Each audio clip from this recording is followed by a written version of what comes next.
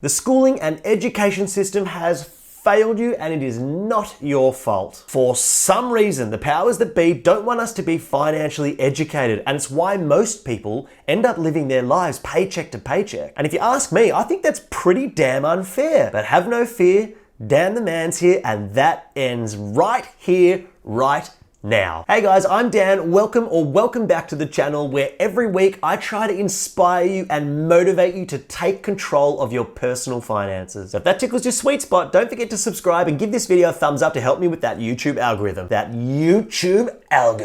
That was weird. I take no responsibility for my actions. All right, let's talk about why saving our money is actually costing us money without us even realizing it. And I'm also going to give you the solution, what I think you should be doing instead. But please remember, I'm not a financial advisor. I'm just a dude on the internet, and everything I talk about in this video is just from my life's learnings, my successes, my failures, and everything in between, and I'm just bringing that to you. So make sure you do your own research. All right, the disclaimer's out of the way. Let's get stuck into the video. What are we told to do with our money since we were knee-high to a grasshopper? AKA, that is Australian for since we were old enough to remember. Save your money, right? Save as much as we can for as long as we can, leave it in the bank and try to never touch it until we need it. And that's mostly correct. I mean, the idea is definitely correct. We don't all do it exactly as we should, but we're definitely learning the right lessons of how to manage our money. However, as I've gotten older and more financially aware, I'm starting to realize that it's actually not helping us to achieve the goals and achieve the things that we think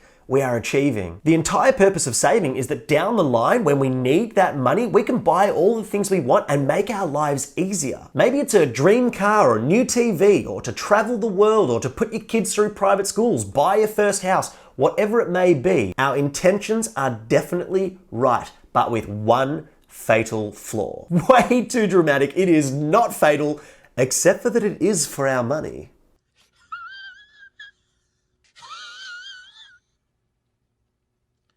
The average bank where we're told to put all of our money, all of our savings, is actually a terrible place to keep your money. What most people don't realize is that the more money that you save in your bank account, the more money the banks make, but the less money that you make. Let me explain. The way that banks work is they use the money in their deposit accounts, which is our savings accounts. They then lend that money to other people and businesses, which is known as loans. And banks make their money predominantly in two ways. The first way is through interest, and the second way is through fees that they charge their customers. Now that actually sounds pretty fair. They pay us a premium for using their savings account or saving our money with their bank, and they charge us money for the money that they loan us. That sounds fair enough, and that's the way it's always been. We've never really questioned that.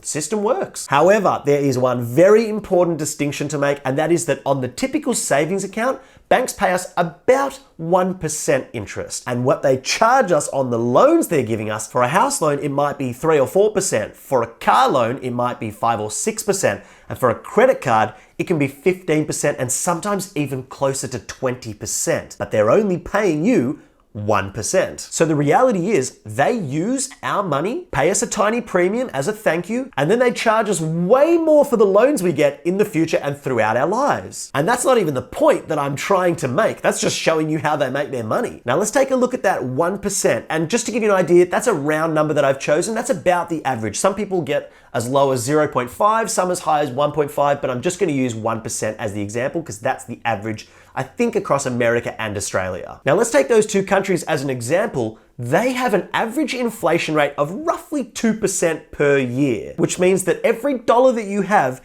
becomes less and less valuable year on year. And that is a result of inflation. And inflation is important, it's relevant, it's very important for society, but here is the kicker. Each year inflation is around 2%, and what did we determine banks are paying in interest? Roughly 1%. So if you do the simple maths, we are actually losing money on our savings year after year after year, even though we think we are making money. And believe it or not, that's not even the point I'm trying to make. So right now you must be thinking, Dan, how does this compute? How are they only giving us 1% interest when they know good and well that they are not actually helping us at all? Well, the answer is actually very, very simple. The banks do this because they can. People don't usually ask questions, they just accept that information and they don't look for alternatives. And believe me, there are alternatives. All right, so Dan, if I'm not supposed to save my money, then what the hell am I supposed to do with it? Great question, random person through my computer screen. You're very switched on. The answer is very simple. There are two things that you need to do. The first is to still save your money, but only enough for 3 to 6 months worth of saving. And that's going to be your emergency fund, and you're not going to save $1 more. Basically, an emergency fund is an amount of money that we have saved for a rainy day to get us out of trouble if things go sour, and that money needs to be readily available and accessible. Maybe you lost your job or your partner lost their job and you need a bit of money to get you through until you can find a new one. New job, that is, not a new partner. Maybe you want to quit your job and start your own business. Maybe your car needs repairs. Maybe your child needs a surgery. Whatever it may be, you want to keep 3 to 6 months worth of money saved for emergencies, and not $1 more. Now, the second thing you need to do, and by far the most important, is to learn to invest your money. And please don't freak out, because a man named John Bogle made that possible for everybody to do, even the financial dummies, as my friends like to call themselves. He designed a way and invented a way for the average person who knows nothing about finance to invest as well as the best investors in the world. And this is no exaggeration. Now, before you run away out of fear, just hear me out, sit tight, because I promise you it's not as scary as you think. And what I'm going to talk about next will blow your mind. It blew my mind. A simple index fund can potentially return you 10% per year rather than the 1% that the banks are paying you. And for over 100 years, the American and the Australian stock market have done just that. They've returned 10% on average per year. This here is what would happen if you saved $2,000 per month for 20 years and left it in the bank, just as you most likely have been all your life. And as you can see, you'd earn about $530,000 over the 20 years. But if you put that same $2,000 per month into an index fund, you'd likely earn nearly $1.4 million over the same 20 years. That's $800,000 that you might be missing out on just by doing what you've always done and what you were always taught to do. Again, not your fault. That's how saving your money has been costing you money without you even realizing it. Money you didn't even know you could have been earning. If you think about money for a second and break it down like this, the amount that you can save is capped at 100% of what you earn. And we all know you can't do that. You need to buy food and groceries and go to the movies, whatever it may be. But the maximum theoretically that we can save is 100% of our earnings. But the amount that we can earn through investments is unlimited. And I promise you, it's not as scary as you think. It's just foreign to you and new to you. But if you start to go down the rabbit hole, you'll see that the best investors out there tend to do this. This is very new, and there are now trillions of dollars across the world invested in index funds because the average person, like you, like me, like your friends and family, are starting to learn about this, starting to jump on board and making way more money. All right, let's take a breath for a second. Let's slow it down.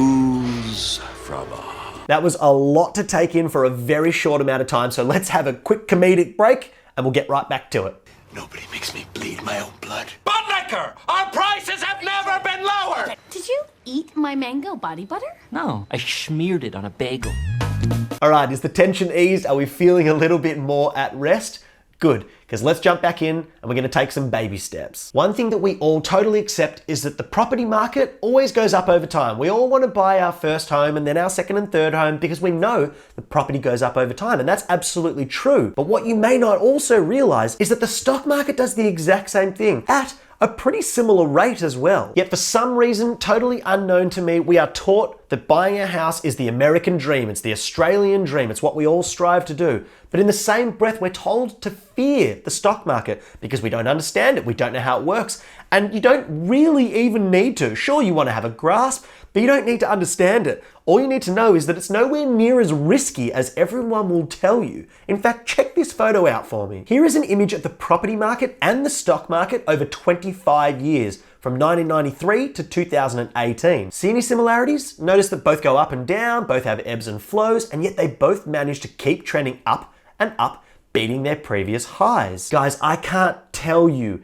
how much I wish I learned this stuff 10, 15 years ago. It would have changed my life. And to be honest, I probably would have been well on my way towards retirement, a very, very early retirement. Guys, don't blindly trust what you've been told. And I'm not saying trust me either. Like I said, I'm a random dude on the internet who's just done a lot of homework, but please challenge it, question it, flip the script, change the way that you think about money and the way that you think about saving. Don't forget to like this video if it was helpful. If you enjoyed it, it helps me an enormous amount. Don't forget to subscribe if you haven't already, and I'll see you next week. See ya!